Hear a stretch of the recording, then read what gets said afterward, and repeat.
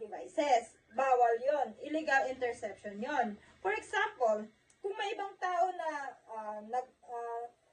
nagbabasa ng mga email ng iba nang walang pahintulot, ito ay isang example sa illegal interception. The next one, data interference.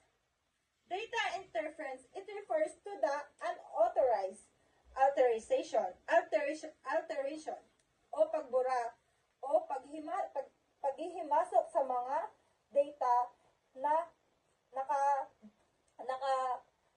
stored sa computer, network ng mga network o sa system, kasama dito ang pagbabago ng pagbabago ng mga files. Bawal mong baguhin ang mga files, lalo yan ay private information ng isang kumpanya, ng isang system. For example, kung ang isang tao ay sinadyang binago ang mga files ng isang kumpanya upang hindi na ito magamit, ito ay isang example ng data interference. Bawal mong baguhin lahat ng files ng isang kumpanya.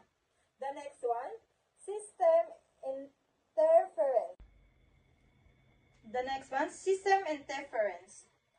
Usually, it refers sa mga problema na nakakapekto sa tamang paggalaw ng isang sistema. Karaniwan dahil sa mga technical na issue or errors.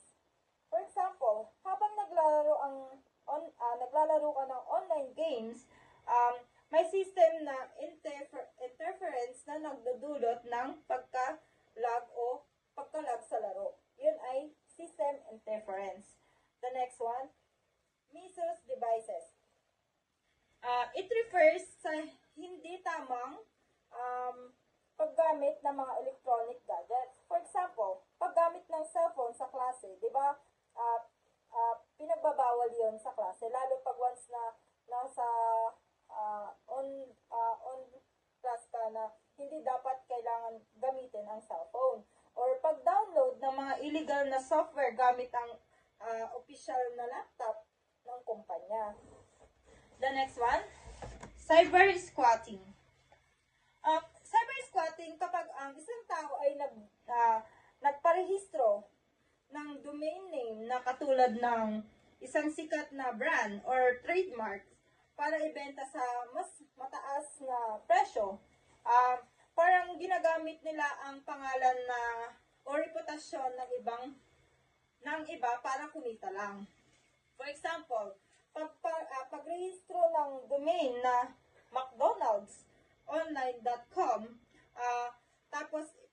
pagkatapos ibinenta ng mas mahal, ibinenta ito sa McDonald's ng mas mahal, ayun ay example ng cyber squatting.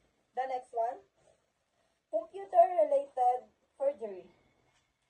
Computer-related forgery, kapag ang isang tao ay gumagawa nagbabago ng mga digital na information para linlangin o gumagawa ng pandaraya. Kabilang dito ang pamimiki ng mga documents, pag-hack sa mga account. Diba, uso sa Pilipinas, sa Manila, diba, kapag once na mga birth certificate, mga documents, mga passport, meron na dyan sa Manila, karamihan. Yun yung, for example na rin, yung pag-edit ng isang peking account statement para magmukhang may sapat na pondo sa isang kumpanya. The next one, computer-related fraud. Computer-related fraud, kapag ang isang tao ay gumagamit ng computer o internet para lukuhin ang iba at nakuha ang kanilang pera, personal na information o mga ari-arian. For example, pagbili ng mga fake product online at hindi pagpapadala ng item matapos makuha ang pera. Karamihan na ngayon yung namimeke ng product, faking product, or kaya magsisend ka ng pera, tapos ipapadala yung item na kinuha mo sa isang kumpanya. The next one, computer-related identity theft. Computer-related identity theft, kapag ang isang tao ay ginagamit ang personal na information ng iba, tulad ng pangalan, address, o detalye ng credit card ng walang pahintulot o authorization ng may-ari. For example, pagkuha ng mga detalye ng bangko, bank account ng isang tao, online at paggamit nito para magpa-transfer ng mga pera na walang authorization ng may-ari. The next one, cybersex. Ito yung pagpapadala mo ng hindi ka nais-nais na private part ng iyong katawan. Yun ay cybercrime cases. Bawal yon. The next one, child pornography. Ito yung pagkuha o pag-share ng mga pornographic na larawan ng isang bata. Ito yung sa mga minors na hindi dapat i-send or pinagbabawal na mag-send ang isang minor na mag-send sa kausap or magbigay ng mga picture na ganun, lalo't minor siya. The next one, unsolicited commercial. It refers to unwanted messages. Karaniwan dito sa mga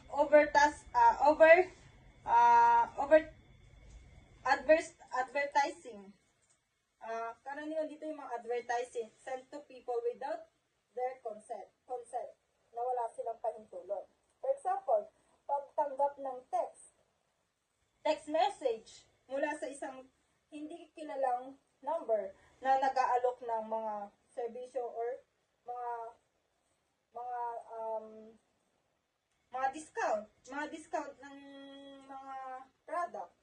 Yun is unsolicited commercial. Di ba karamihan na ngayon maraming nag-text na sa yung hindi mo kilalang number at sasabihin nila na may discount ka, kailangan magbayad ng ganito. Karamihan na ngayon sa Pilipinas. The next one, libel. Libel, kapag yung isang tao ay gumagawa ng mali, balita na nakakasira sa reputasyon ng ibang tao. Ito yung about sa reputasyon mo na nakakasira. For example, sa pagpo-post mo sa social